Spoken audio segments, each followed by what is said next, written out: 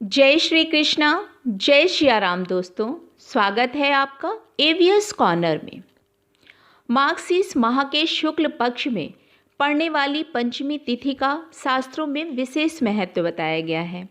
पंचमी तिथि को हर साल विवाह पंचमी के रूप में मनाया जाता है। शास्त्रों के अनुसार मर्यादा पुरुषोत्तम भगवान श्री राम और माता सीता का विवाह मार्गशीर्ष माह के शुक्ल पक्ष में पड़ने वाली पंचमी तिथि के दिन हुआ था।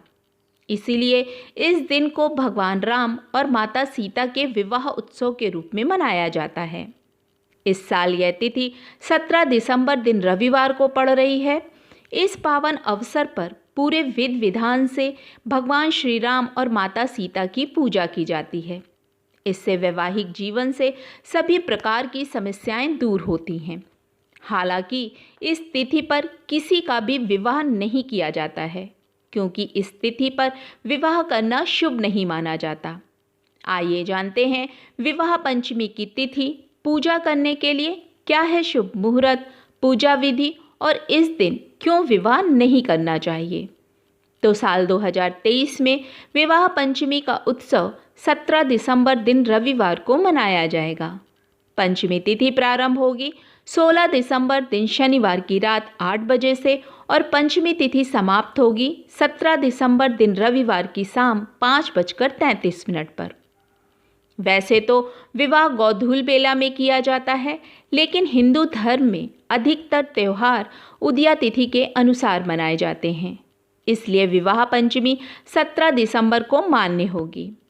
इस दिन पूजा का शुभ मुहूर्त है सुबह 8:24 से दोपहर 12:17 तक। पौराणिक धार्मिक ग्रंथों के अनुसार इसी दिन जनक नंदिनी माता सीता और दशरथ नंदन प्रभु श्री राम का विवाह संपन्न हुआ था। इस प्रसंग का विवरण श्री रामचरितमानस में तुलसीदास जी ने किया है। भारतीय संस्कृति में प्रभु श्री राम और माता सीता को आदर्श दंपत्ति माना जाता है।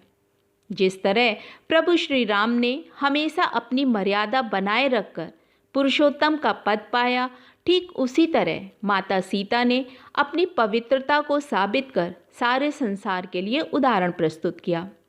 विवाह पंचमी के दिन पति पत्नी साथ मिलकर प्रभु श्री राम और माता सीता के विवाह का संकल्प करें और सुखी दाम्पत्य जीवन के लिए शुभ मुहूर्त में विवाह का अनुष्ठान करें। अपने घर के मंदिर में भगवान श्री राम और जानकी माता की प्रतिमा को स्थापित कर उन्हें सुंदर वस्त्र और आभूषणों से सजाएं। रोली, अक्षत, सिंदूर अर्पित कर फल, फूल, मीठा पान, मिठाई चढ़ाएं।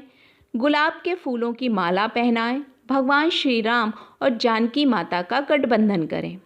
माता सीता को सुहाग की सामग्री अर्पित करें। भोग लगाने के लिए सात्विक भोजन तैयार करें। भोग में तुलसी पत्र अवश्य शामिल करें। घी का दिया जलाएं।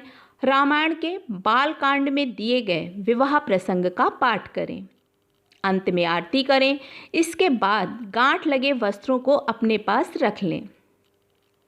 विवाह पंचमी के दिन को बहुत ही शुभ माना गया है, लेकिन इसके बावजूद भी इस दिन माता पिता अपनी कन्या का विवाह नहीं करते।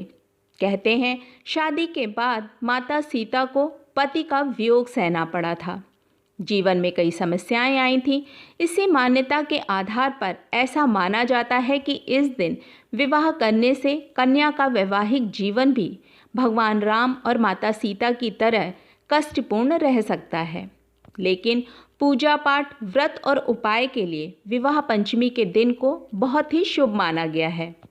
मान्यता है कि इस दिन प्रभु श्री राम और माता सीता की पूजा और उनके निमित्त पाठ करने वालों का वैवाहिक जीवन सुखमय रहता है। जिन लोगों के विवाह में रुकावटें आ रही हैं, वे इस दिन सीता माता को लाल चुनरी चढ़ाएं और फिर ओम जानकी वल्लभाय नमः मंत्र का 108 बार जाप करें। इससे शादी के योग जल्दी बनेंगे। इस दिन घर में बालकांड में विवाह प्रसंग का पाठ करने से भगवान राम और माता सीता की कृपा बरसती है और घर में खुशहाली आती है। आप सभी भक्तों को विवाह पंचमी की हार्दिक शुभकामनाएं और वीडियो में यहाँ तक साथ देने के लिए धन्यवाद।